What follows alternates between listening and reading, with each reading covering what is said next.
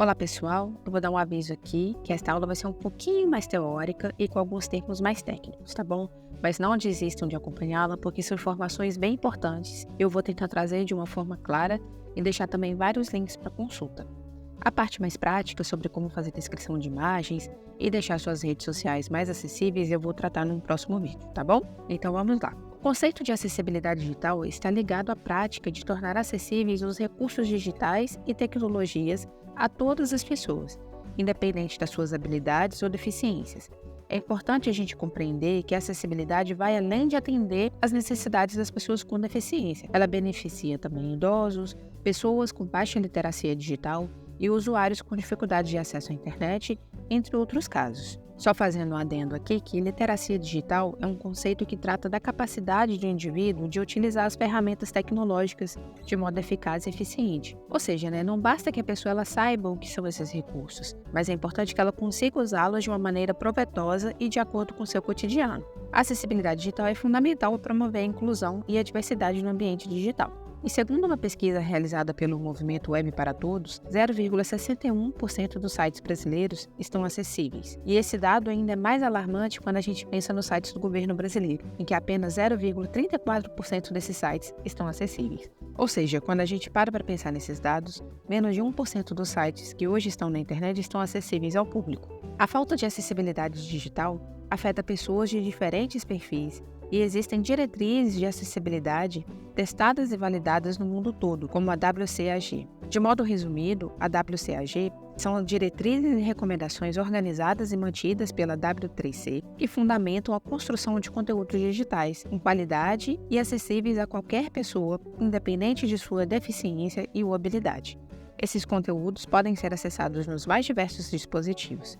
Isso vale, por exemplo, para computador, celular e até aparelhos de televisão. Aqui no Brasil, uma das referências na área é o Marcelo Salles. Quem tiver o interesse pode conhecer um pouco mais do trabalho dele por meio das redes sociais e consultar o Guia Descomplicado da WCAG elaborado por ele. Mas existem também outras diretrizes e guias que vocês podem adotar a partir da necessidade do projeto. Por exemplo, tem o Worcel, que é um guia que contempla 16 recomendações para a construção de produtos digitais focados em aspecto do transtorno do déficit de atenção, hiperatividade, dislexia, descalculia e desortografia, que foi elaborado pela Sandiara Pérez. E o projeto Gaia, que foi idealizado pela Thalita Pagani, que também é uma referência na área, que durante o mestrado dela, ela idealizou esse conjunto de recomendações para ajudar desenvolvedores de softwares e educadores digitais a entender melhor como desenvolver websites mais adequados às necessidades de crianças autistas com foco no uso de dispositivos multitoque. Bom, nós vimos até o momento que a acessibilidade digital passa pela possibilidade de o conteúdo e os serviços disponíveis na web estarem disponíveis para todas as pessoas ou a maior parte delas.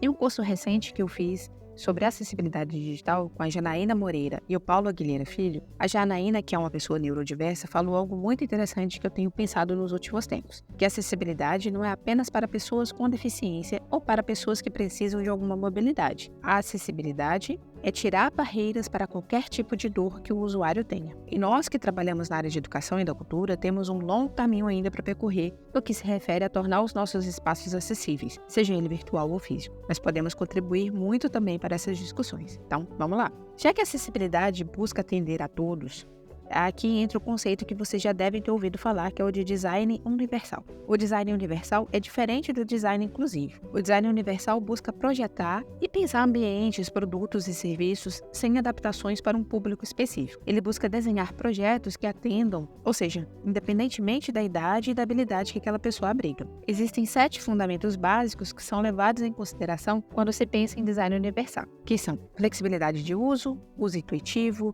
informação de ser perceptível, tolerância ao erro, baixo esforço físico e tamanho e espaço para acesso e uso. Eu vou deixar um link para um artigo aqui para quem quiser se aprofundar nas informações sobre esses fundamentos básicos, tá bom? Para o vídeo não ficar muito longo. Já o design inclusivo perpassa a ideia de diversidade de usuários sem focar em um padrão específico de atributo social, cultural ou étnico. Nesse artigo que eu indiquei da Alura, eles trouxeram um exemplo bem legal de como eram as propagandas de cerveja na década de 90, que focavam na mulher super sexualizada e que a propaganda da Skol agora foi focada na diversidade, procurando que mais pessoas possam se identificar com a marca e seus valores. Finalizando essa primeira parte, eu vou falar rapidamente sobre os tipos de deficiência. Segundo a Lei Brasileira de Inclusão, no artigo 2º, considera-se pessoa com deficiência aquela que tem impedimento de longo prazo de natureza física, mental, intelectual ou sensorial, o qual, em interação com uma ou mais barreiras, pode obstruir sua participação plena e efetiva na sociedade em igualdade de condições com as demais pessoas. Mas separando o material aqui para o curso, eu me deparei com um texto da Laís Lara Vico,